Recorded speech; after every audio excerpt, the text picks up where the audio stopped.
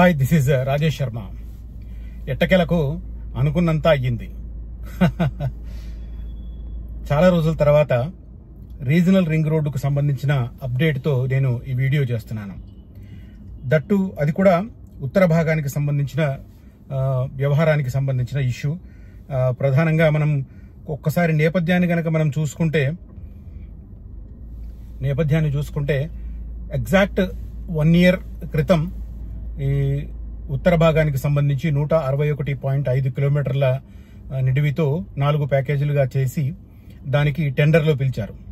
కానీ టెండర్లు పిలిచే నాటికి కేంద్ర కేబినెట్ ఆమోదం లేకపోవడం, అటవీ పర్యావరణ శాఖల నుంచి ఆమోదం లేకపోవడంతో దానికి సంబంధించిన private public partnership funding agency ఉంటుంది, దానికి సంబంధించి కూడా క్లియరెన్స్ లేకపోవడం వల్ల ఆ బిడ్స్ టెండర్లకు సంబంధించి సమర్పించిన వివిధ సంస్థలకు సంబంధించి సమర్పించిన బిడ్స్ ని ఓపెన్ చేసే కార్యక్రమాన్ని వాయిదా వేస్తూ వస్తున్నారు.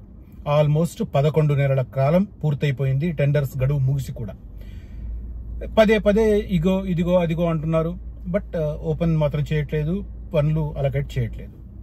కారణాలు నేను ఇందాక చెప్పినట్టుగా ఫస్ట్ పర్యావరణ అటవీ శాఖల నుంచి అనుమతి లేకపోవడం, ఆ తర్వాత కాలక్రమేణా అవి వచ్చాయి. ఆ తర్వాత కేంద్ర కేబినెట్ ముందుకు వెళ్లాలంటే ప్రైవేట్ పబ్లిక్ పార్ట్నర్షిప్ దానికి సంబంధించిన ఏజెన్సీ ఏదైతే ఉందో దానికి సంబంధించిన క్లియరెన్స్ లేకపోవడం. ఇటీవల కాలంలో దానికి సంబంధించి ఫైనల్ నోడ్ పూర్తయింది, కేంద్ర కేబినెట్ ముందుకు వెళుతుంది అని చెప్పి కూడా ఒక 15-20 days బ్యాక్ న్యూస్ అప్డేట్ వచ్చింది. ఇప్పుడు లేటెస్ట్ డెవలప్మెంట్ ప్రకారం ఏంటంటే పాత టెండర్ల ప్రక్రియను పూర్తిగా పక్కన పెట్టి ఫ్రెష్ టెండర్లకు వెళ్లాలని national highway authority of India NHAI decide చేసింది. మొత్తం 161.5 కిలోమీటర్ల డ్యూరేషన్తో ఏదైతే ఉందో, సంగారెడ్డి దాటిన తర్వాత ముంబై జాతీయ రహదారి మీద గిర్మాపూర్ అని ఉంటుంది, అక్కడ నుంచి స్టార్ట్ అయ్యి నర్సాపూర్ దాటిన తర్వాత, తూప్రాన్ దాటిన తర్వాత, ప్రజ్ఞాపూర్ దగ్గర నుంచి, తర్వాత యాదగిరిగుట్ట రాయగిరి దగ్గర నుంచి మనకు విజయవాడ హైవే మీద చౌటుప్పల్ వరకు వచ్చే ప్రాంతం. దీన్ని ఈసారి ఏం చేశారు, కొన్ని మార్పులు చేర్పులతో ఫ్రెష్ టెండర్ల ప్రక్రియ పిలిచారు. దీనికి సంబంధించిన లేటెస్ట్ డెవలప్మెంట్ కి సంబంధించిన ఇన్ఫర్మేషన్ నేను ఈ వీడియోలో ఎక్స్ప్లెయిన్ చేస్తాను. సో ఇది కొద్దిగా కొలిక్కి రావడానికి, పనులు అతి త్వరలో ప్రారంభం కావడానికి స్కోప్ ఉన్న డెవలప్మెంట్ ఇది. నేను ఒక 20 days బ్యాక్ చేశాను. ఆల్మోస్ట్ 6 నెలల కాలంలో ఈ ఉత్తర భాగానికి సంబంధించిన కన్స్ట్రక్షన్ ప్రారంభం అవుతుంది అని చెప్పి ఎగ్జాక్ట్ గా దానికి అనుగుణంగానే ఈ లేటెస్ట్ డెవలప్మెంట్ వచ్చింది. ఆ లేటెస్ట్ డెవలప్మెంట్ ఇంట్రెస్టింగ్ టాపిక్స్ ఏంటి నేను ఈ వీడియోలో వివరిస్తాను. వీడియో స్కిప్ చేయకుండా మొత్తం వీడియో చూడండి. సేమ్ టైం డిసెంబర్ 8-9 తేదీలలో ఫ్యూచర్ సిటీ పరిధిలో ఉన్న బేగరికంచలో భారీ ఎత్తున రాష్ట్ర ప్రభుత్వం గ్లోబల్ సమ్మిట్ నిర్వహిస్తుంది. చాలా సంస్థలు ఈ సమ్మిట్ లో పాల్గొనబోతున్నాయి, ప్రభుత్వంతో ఒప్పందాలు చేసుకోబోతున్నాయి, పెద్ద ఎత్తున భూముల అలొకేషన్ జరగబోతోంది. గత 16 నెలలుగా నేను ఫ్యూచర్ సిటీ విషయంలో డెవలప్మెంట్ చెబుతూ వస్తున్నాను. ప్రతిదీ నిజమయ్యింది. డిసెంబర్ నెల క్రూషియల్ అని 2 నెలల క్రితమే చెప్పాను. అందులో భాగంగా డిసెంబర్ 8-9 తేదీలలో కీలకమైన గ్లోబల్ సమ్మిట్ జరుగుతుంది. ఆ తర్వాత ఆ గ్లోబల్ సమ్మిట్ జరిగిన తర్వాత ఎలాంటి ఒప్పందాలు కుదుర్చుకున్నాయి, ఎలాంటి డెవలప్మెంటల్ యాక్టివిటీ మనకు ఫ్యూచర్ సిటీ పరిధిలో రాబోతుంది అని సామాన్య ప్రజానీకం కూడా తెలుసుకునేందుకు వీలుగా డిసెంబర్ 10-11 తేదీలలో సామాన్య ప్రజానీకాన్ని కూడా అక్కడ గ్లోబల్ సమ్మిట్ జరిగిన ప్రాంతాన్ని వీక్షించేందుకు ప్రభుత్వం అనుమతించింది. కాబట్టి ఈ అంశాన్ని సద్వినియోగం చేసుకోండి. ఎందుకంటే నేను పదే వీడియోలలో చెప్తున్నాను, చాలా మంది విశ్వసిస్తున్నారు, నేను చెప్పిన ప్రాంతాలలో ఇన్వెస్ట్ చేస్తున్నారు. అయినా కొంతమందిలో ఎక్కడో అపనమ్మకం ఉంటుంది. కాబట్టి వచ్చి చూడండి. ఇంకొక క్రూషియల్ పాయింట్, మనకు బేగరికంచ దగ్గర ఇప్పుడు డెవలప్మెంటల్ యాక్టివిటీ కనిపిస్తుంది కాబట్టి ఆ సరౌండింగ్ లోనే ఇన్వెస్ట్ చేస్తే బాగుంటుంది అని చాలా మంది అపోహ పడుతున్నారు. దాన్ని రియల్ ఎస్టేట్ సంస్థలు కొన్ని మసిపూసి మారేడుకాయ చేసి సొమ్ము చేసుకునేందుకు ప్రయత్నాలు చేస్తున్నారు. లేని రోడ్లను ఉన్నట్టుగా సగం నిర్మాణం అయింది, ఎప్పుడో ఆగిపోయింది 3 సంవత్సరాల కింద, ఆ రోడ్డు వస్తుంది అన్నట్టుగా చెప్తూ విపరీతమైన ప్రైసింగ్ పెంచి చేస్తున్నారు. కాబట్టి ఒకటి, బేగరికంచ సరౌండింగ్ ఏరియాలో, కురిమిద్ద సరౌండింగ్ ఏరియాలో ఫస్ట్ వచ్చేవి యూనివర్సిటీ అండ్ స్పోర్ట్స్ జోను. పెద్దగా ఎంప్లాయ్మెంట్ రాదు. ఇది ఆలోచించండి, ఇది మైండ్ లో పెట్టుకుని డెసిజన్ తీసుకోండి. ఎక్కడ ఎక్కువ ఎంప్లాయ్మెంట్ వస్తుంది అనేది స్టడీ చేసి ఈ TGIIC సింగపూర్ కన్సార్షియంతో ఒక ల్యాండ్ యూసేజ్ ప్లాన్ ను ప్రిపేర్ చేసింది. దానికి అనుగుణంగా ఎక్కడెక్కడ ఏ సెక్టర్ వస్తుంది, ఏ సెక్టర్ లో ఎంత ఎంప్లాయ్మెంట్ రాబోతోంది అనేది చూసుకోవడం, దాంతో పాటు ఒక్కటే జాతీయ పెద్ద రహదారులే ఇంపార్టెంట్ అన్న అపోహ నుంచి కూడా బయటపడండి. మనకు రోడ్ల పాత్ర 20% ఉంటుంది, మిగతాది భారీ ఎంప్లాయ్మెంట్ రావడం అనేది ఇంపార్టెంట్. ఇది మనకు వెస్ట్ హైదరాబాద్ లో ప్రూఫ్ అయింది, నిరూపితమైన సత్యం. గచ్చిబౌలి తీసుకోండి, గచ్చిబౌలిలో సెంట్రల్ యూనివర్సిటీ ఏర్పాటై 48 సంవత్సరాలు అయింది, కానీ ఇప్పుడు లాస్ట్ 20 years లోనే గచ్చిబౌలి డెవలప్ అయింది. ఇది ఎందుకు అనేది ఒకసారి తేడాను అర్థం చేసుకుని, అవగతం చేసుకుని ఫ్యూచర్ సిటీలో ఎక్కడ ఇన్వెస్ట్ చేయడం కరెక్ట్ అనేది డిసిజన్ తీసుకోమని చెప్పి అడ్వైస్ చేస్తున్నాను. కనిపిస్తున్న నంబర్లో కాంటాక్ట్ చేసి నన్ను కలిసిన వారికి నేను ఖచ్చితంగా ఎక్స్ప్లెయిన్ చేస్తాను. ఇది నా మాట. ఇక ఉత్తర భాగానికి సంబంధించి regional ring road latest development నేను ఈ వీడియోలో చెప్తానన్నాను. దానికి అనుగుణంగా ఉత్తర భాగానికి మరోసారి బిడ్ల ఆహ్వానం అనేది ప్రధానమైన అంశం. దీంట్లో భాగంగా మొత్తం ఈ 161.5 కిలోమీటర్లు ఏదైతే ఉందో దీన్ని 5 ప్యాకేజీలుగా డివైడ్ చేశారు. మొత్తం 9,590 కోట్ల నిర్మాణ వ్యయంగా అంచనా వేసి దానికి అనుగుణంగా ఈ కొత్తగా మళ్లీ టెండర్లను పిలుస్తున్నారు. ప్రాంతీయ వలయ రహదారి త్రిబుల్-ఆర్ ఉత్తర భాగం పనులకు మరోసారి జాతీయ రహదారుల ప్రాధికార సంస్థ NHAI బిడ్లను ఆహ్వానించింది. సంగారెడ్డి జిల్లాలోని గిర్మాపూర్ నుంచి యాదాద్రి భువనగిరి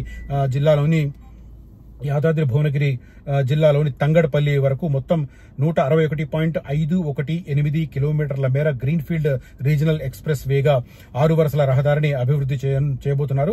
మొత్తం 5 ప్యాకేజీలుగా విభజించి ఏకకాలంలో పనులు చేపట్టాలని నిర్ణయించారు. ఒక్కో ప్యాకేజీకి వేర్వేరుగా టెండర్లను పిలిచారు. ఈ పనులను హైబ్రిడ్ యాన్యుటీ మోడల్ హ్యామ్ పద్ధతిలో చేపట్టబోతున్నారు. ఇందుకోసం బిడ్లను సమర్పించాలని NHAI శనివారం ఆహ్వాన నోటీసు జారీ చేసింది. 2026 జనవరి 15 వరకు అంటే 45 రోజుల పాటు టెండర్లను ఆహ్వానించే కార్యక్రమాన్ని పెడుతున్నారు. జనవరి 15 వరకు లాస్ట్ డే ఆ రోజు. తర్వాత జనవరి 16న అధికారులు టెక్నికల్ బిడ్స్ ను ఓపెన్ చేసేస్తారు. నెక్స్ట్ డే అంటే జనవరి 15 వరకు బిడ్లను సేకరించి నెక్స్ట్ డేనే టెక్నికల్ బిడ్స్ ని ఓపెన్ చేసేస్తారు.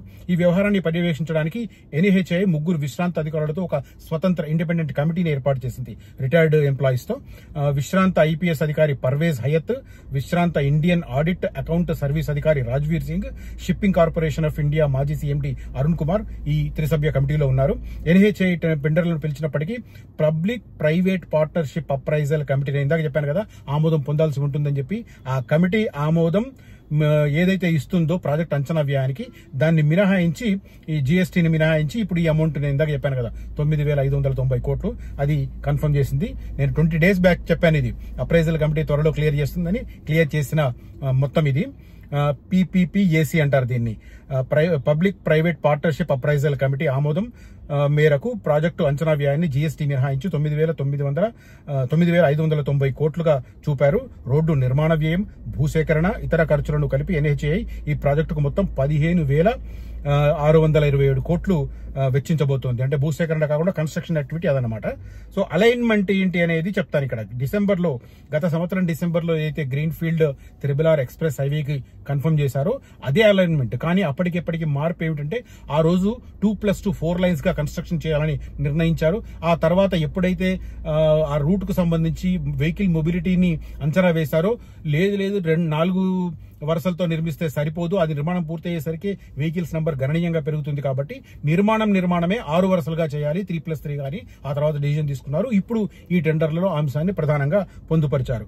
4 వరుసల రహదారి కోసం NHAI టెండర్లను గతంలో పిలిచింది. ఇప్పుడు ట్రాఫిక్ సర్వే అనుగుణంగా 6 వరుసల రహదారికి అభివృద్ధి చేయాలని రాష్ట్ర ప్రభుత్వం కేంద్రానికి విజ్ఞప్తి చేసింది. ఇప్పుడు 4 వరుసల రహదారిని 6 వరుసలుగా విస్తరించనున్నారు.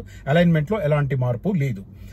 మొత్తం వెహికల్ మీద అంటే ఇప్పుడు మనకు త్రిబుల్-ఆర్ మీద అయితే హైయెస్ట్ స్పీడ్ 120 కిలోమీటర్ స్పీడ్ ఉందో గంటకి, సేమ్ ఈ త్రిబుల్-ఆర్ మీద కూడా అదే రకంగా ఉంటుంది. ORR మీద ఎంత అవుతుందో 120 అదే రకంగా 120 కిలోమీటర్ల వేగంతో ప్రయాణించేలా నిర్మించనున్నారు. మొత్తం 187 అండర్ పాస్లు వస్తాయి, 4 ROBలు వస్తాయి, 26 పెద్ద వంతెనలు వస్తాయి, 81 చిన్న వంతెనలు వస్తాయి, 400 వరకు కన్వర్టులు వస్తాయి. ఇవన్నీ పోను 6 చోట్ల విశ్రాంతి గదులను కూడా ఏర్పాటు చేయబోతున్నారు. ఈ రహదారికి మొత్తం 1933 హెక్టార్ల భూసేకరణ చేయాల్సి ఉంటుంది. ఆల్రెడీ భూసేకరణ పూర్తయింది. కొన్ని చోట్ల ఇంకా భూసేకరణకు సంబంధించి ఒప్పుకోని వాళ్ళకి ఇంకా నష్టపరిహారం ఇంకా చెల్లించలేదు, అది కూడా పెండింగ్ ఉంది. But most of the process పూర్తయిన పరిస్థితి. గత ఏడాది పిలిచిన 4 వరుసల రహదారి పనుల టెండర్లలో బిడ్లు పొందిన సంస్థలు 2 ఏళ్లలో పనులు పూర్తి చేయాలని, 5 ఏళ్ల పాటు నిర్వహణ బాధ్యతలు చేపట్టాలని పెట్టారు. తాజాగా 6 వరుసల ఇప్పుడు అంటే గతంలో ఏమన్నారంటే పిలిచినప్పుడు 2 ఏళ్లలో నిర్మాణం పూర్తి చేసి ఆ తర్వాత 5 సంవత్సరాల పాటు ఆ రోడ్డును మెయింటెనెన్స్ ఆ సంస్థలు నిర్వహించాలని పెట్టారు కండిషన్. బట్ లేటెస్ట్ ఈ బిడ్స్ ఏదైతే ఆహ్వాన పత్రిక ఉందో దాంట్లో టెండర్స్ కి సంబంధించిన ఇన్విటేషన్ ఉందో దాంట్లో మాత్రం ఈ అంశాన్ని ప్రస్తావించలేదని ఈ అంశాలు ఎక్కడి నుంచి ఎక్కడి వరకు అనేది మొత్తం 5 ప్యాకేజీలుగా డివైడ్ చేశారు. కాబట్టి ఆర్ఆర్ఆర్ ఉత్తర భాగం 6 వరుసల రహదారి బిడ్ల వివరాలు ఇలా ఉన్నాయంటూ, ఒకటి సంగారెడ్డి దాటిన తర్వాత గిర్మాపూర్ నుంచి రెడ్డిపల్లి వరకు. రెడ్డిపల్లి అంటే మనకు నర్సాపూర్ రోడ్ లో వస్తుంది. ఇది 34 కిలోమీటర్లు, 34.5 కిలోమీటర్లు 1928 కోట్ల ఖర్చుతో చేసే పరిస్థితి కనిపిస్తుంది. రెండవది రెడ్డిపల్లి నుంచి ఇస్లాంపూర్ అనేది మనకు నాగ్పూర్ హైవేలో, నిజామాబాద్ హైవేలో మన తూప్రాన్ బైపాస్ తర్వాత వస్తుంది ఇస్లాంపూర్. అక్కడ ఇది డిస్టెన్స్ వచ్చేసి 26 కిలోమీటర్లు, 1300 కోట్ల రూపాయలు.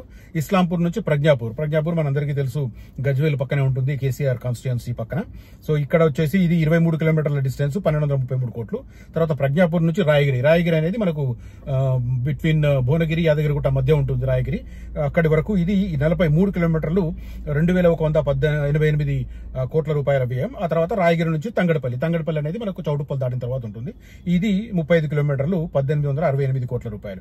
ఈ రకంగా 5 ప్యాకేజీలుగా డివైడ్ చేసిన తర్వాత దీన్ని కంపెనీలకు ఇవ్వడానికి అనేది దీనికి టెండర్లకు పిలిచి కన్స్ట్రక్షన్ కంపెనీలకు అలకేట్ చేసే పద్ధతి అయితే కనిపిస్తుంది. సో ఓవరాల్ గా ఒక అడుగు ముందుకు పడింది. జనవరి నెలలో అనుకున్నట్లుగా బిడ్స్ ఓపెన్ చేస్తే ఖచ్చితంగా మే నాటికి దీని కన్స్ట్రక్షన్ ప్రారంభమయ్యే రకంగా ఉంది. సో 2026 మేలో గనక కన్స్ట్రక్షన్ స్టార్ట్ అయితే 2028 మే నాటికి దాన్ని పూర్తి చేయాలన్నది సంకల్పం. కొద్దిగా అటు ఇటు లేట్ అనుకున్నా కూడా మనకు 2029 నాటికి మాత్రం ఈ రీజనల్ రింగ్ రోడ్ ఉత్తర భాగం పూర్తయ్యే అవకాశాలు స్పష్టంగా కనిపిస్తున్నాయి. ఇది చాలా రోజుల తర్వాత రీజనల్ రింగ్ రోడ్ కు సంబంధించి ఒక సానుకూలమైన పాజిటివ్ యాంగిల్లో వచ్చిన డెవలప్మెంట్. ఈ కంటెంట్, ఈ ఇన్ఫర్మేషన్ నచ్చితే ఈ వీడియోను లైక్ చేయండి. అదే రకంగా నా ఈ వీడియోను హైప్ చేయమని రిక్వెస్ట్ చేస్తున్నాను. దాంతోపాటు ఒరిజినల్ ఫ్యూచర్ సిటీలో ఇన్వెస్ట్ చేయాలనుకున్న వారు నన్ను కలవచ్చు. నాగోల్ దగ్గర మా ఆఫీస్ ఉంది, నాగోల్ మెట్రో స్టేషన్ దగ్గర. మీరు నన్ను కలిస్తే ఒరిజినల్ గా ల్యాండ్ యూసేజ్ ప్లాన్, మీకు గవర్నమెంట్ యాక్షన్ ప్లాన్ చూపిస్తాను. దానికి అనుగుణంగా ఇఫ్ యూ కన్విన్స్డ్ నేను సజెస్ట్ చేసిన వాటిలో ఇన్వెస్ట్ చేయండి. డెఫినెట్ గా మీకు మంచి అప్రిషియేషన్ కన్ఫర్మ్ గా వస్తుంది. ఏమీ లోన్ చోటనే విపరీతంగా ఇన్వెస్ట్ చేస్తున్నారు. ఇక్కడ ఎంప్లాయ్మెంట్ విపరీతంగా రాబోతుంది. ఒక ప్యారలల్ సిటీ డెవలప్ కాబోతుంది. ఇక్కడ నుంచి అక్కడ దాకా సిటీ పెరుగుతుందని చెప్పి చాలా మంది అపోహలు పడుతున్నారు. మధ్యలో 2-3 రిజర్వ్ ఫారెస్ట్లు ఉన్నాయి కాబట్టి అవి ఇగ్నోర్ చేసి అక్కడే ఒక ప్యారలల్ సిటీ వస్తుంది. అక్కడ నుంచే డిఫరెంట్ రోడ్స్ వస్తున్నాయి. అమరావతి రోడ్డు కానీ, అటు డ్రైపోర్ట్ కు సంబంధించిన యాక్టివిటీ కానీ, ఇటు శ్రీశైలం రోడ్డు డెవలప్మెంట్ కానీ, తర్వాత శ్రీశైలం రోడ్ తిరుపతి డెవలప్మెంట్ కానీ, తర్వాత బెంగళూరు హైవేకి ఇంకో ఎక్స్క్లూజివ్ రోడ్డు కానీ, ఇలాంటి మల్టిపుల్ రోడ్స్ వస్తున్నాయి. ఇన్ఫ్రాస్ట్రక్చర్ చాలా అద్భుతంగా ఉంది. ఒక పక్కా ప్లాన్డ్ సిటీ కాబట్టి ఖచ్చితంగా మంచి అప్రిషియేషన్ ఉంటుంది. నేను సజెస్ట్ చేసిన ప్లేస్ లో మీరు ఇన్వెస్ట్ చేస్తే. Thank you for watching this video. Signing off Rajesh Sharma.